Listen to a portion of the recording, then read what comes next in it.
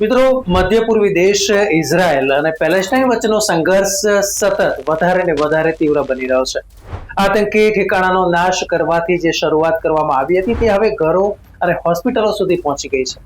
ત્યારે ફરી એકવાર ગાઝામાં ગોળીબારનો વરસાદ વરસવાનું શરૂ થઈ ગયું હતું, જેમાં 32 લોકોના કરુણ મોત નીપજ્યા છે. 232 લોકો ગંભીર રીતે ઘાયલ થયા છે. સ્થિતિ એવી છે કે અત્યારે ગાઝામાં હોસ્પિટલોમાં દર્દી માટે કોઈ જગ્યા ખાલી નથી. ત્યારે ફરી એકવાર ગાઝાએ આ હુમલા માટે ઇઝરાયલને જવાબદાર ગણાવ્યું છે. નમસ્કાર, રિયલ વોઇસ ઓફ ઇન્ડિયામાં આપનું સ્વાગત. મારું નામ છે નેહલ પોતી. મિત્રો, આપણે જણાવવાનું કે છેલ્લા 1 વર્ષ કરતા વધુ સમયથી આ બે દેશ વચ્ચે જે સંઘર્ષ જારી છે તેમાં 55,000 થી વધારે લોકોના મોત થઈ ચૂક્યા છે. લાખો લોકો ઘાયલ થઈ ચૂક્યા છે. એવા અનેક લોકો છે કે જેઓ આ યુદ્ધમાં પોતાના હાથ, પગ કે શરીરનો કોઈ અન્ય ભાગ કાયમ માટે ગુમાવી બેઠા હોય. ત્યારે તાજેતરમાં આવી જે ઘટના બની હતી, જેમાં રાહત શિબિરમાં એક બાજુ તેમને રાશન એટલે કે જે ભોજનની જે કીટ હતી, ખોરાકની કીટ હતી, તેનું વિતરણનો કાર્યક્રમ હતો અને ત્યાં અચાનક અંધાધૂંધ ગોળીબાર થયો. ઓછામાં ઓછા 32 પેલેસ્ટિનિયનોના મોત થયા છે. ગાઝાના રાજ્ય મીડિયા ઓફિસ તરફથી એવું જાણવા મળ્યું છે કે ઇઝરાયેલી દળોએ રવિવારે દક્ષિણ ગાઝા શહેર ઉપર જે રફા શહેર આવેલું છે ત્યાં એક જે સહાય વિતરણ કેન્દ્ર હતું ત્યાં ગોળીબાર કરવામાં આવ્યો હતો અને જેમાં આ મોતની ઘટના સામે આવી હતી. મહત્વપૂર્ણ છે કે મધ્ય ગાઝાના નેઝારીમ કોરિડોરમાં એક સહાય કેન્દ્ર પર ગોળીબાર કરવામાં આવ્યો હતો. ઉલ્લેખનીય છે કે જે પ્રમાણે આ ઘટના બની છે ત્યારે ગાઝામાં ભોજન વિતરણનું કામ ચાલતું હતું અને એ જે માહિતી સામે આવી રહી છે તે અનુસાર એક અમેરિકન એજન્સી GHF દ્વારા તે ચલાવવામાં આવી રહી છે અને ત્યારે આ ઘટના બની હતી તેવું સામે આવ્યું છે. જોકે ઇઝરાયેલી સૈન્યએ કહ્યું છે કે સહાય વિતરણ કેન્દ્ર નજીક તેના સૈનિકો દ્વારા જે ગોળીબાર કરવામાં આવ્યા છે તેમાં કોઈ ઘાયલ થયું હોય તેવી તેમને જાણ નથી. સેનાએ કહ્યું છે કે આ મામલાની તપાસ કરવામાં આવી રહી છે અને એ જ સમયે અલ જઝીરાના અહેવાલ અનુસાર 27મી મેથી લઈને 1 જૂન સુધીમાં ગાઝામાં ખોરાક વિતરણ દરમિયાન થયેલા ગોળીબારમાં કુલ મળીને 49 લોકોએ જીવ ગુમાવ્યા છે. આ જ સમયે 300 થી વધુ લોકો ઘાયલ થયા છે. પેલેસ્ટાઇન રેડ ક્રેસેન્ટના એક આરોગ્ય કાર્યકરે જણાવ્યું હતું કે આ ગોળીબાર શરૂ થયો ત્યારે રફા વિસ્તારમાં મોટી સંખ્યામાં લોકો એકત્ર થયા હતા.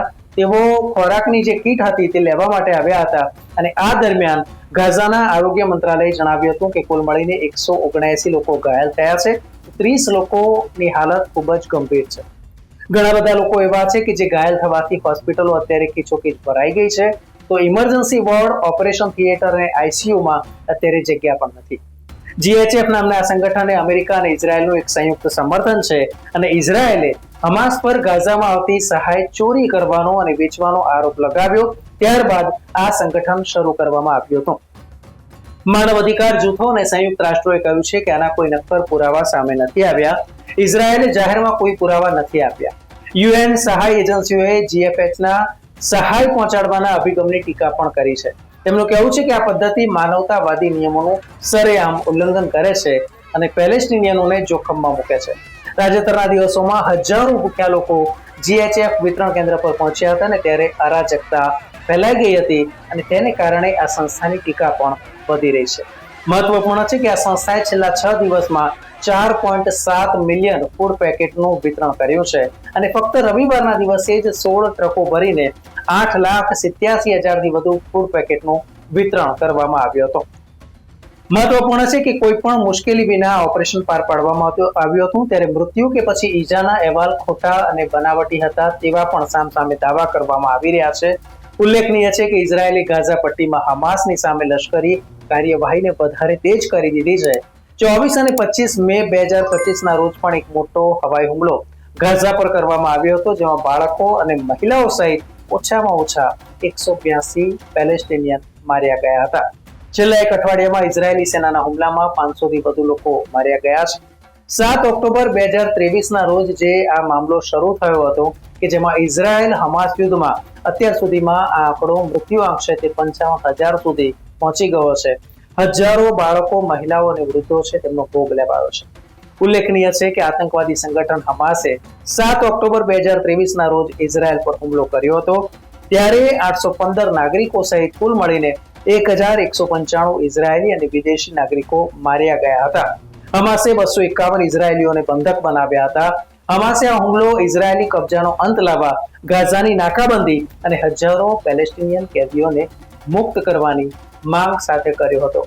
27 ઓક્ટોબર 2023 ના રોજ ઇઝરાયેલે ગાઝા પર જે બોમ્બમારો કર્યો અને જમીન પર જે હુમલો કર્યો તેનો જવાબ આપ્યો હતો.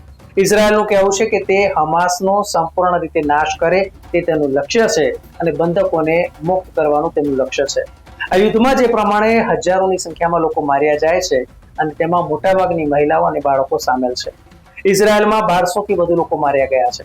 ગાઝામાં 80% લોકો વિસ્થાપિત થયા છે અને મોટાભાગની જાહેર જે માળખાકીય સુવિધા છે તેનો નાશ થયો છે. ત્યારે હવે વિશ્વ એ રાહ જોઈને બેઠું છે કે ક્યારે આ યુદ્ધનો અંત આવે. ન્યૂઝ વ્યૂઝ અને એનાલિસિસ માટે આપ જોતા રહો રિયલ વોઇસ ઓફ ઇન્ડિયા. ધન્યવાદ મિત્રો. આપ યુટ્યુબ ઉપરાંત ફેસબુક, ઇન્સ્ટાગ્રામ, એક્સ સોશિયલ મીડિયાથી પણ અમારી સાથે કનેક્ટ રહી શકો છો. દેશ વિદેશના તમામ સમાચારો વાંચવા માટે અમારી વેબ પોર્ટલ rivoy.in ઓપન કરશો. ધન્યવાદ.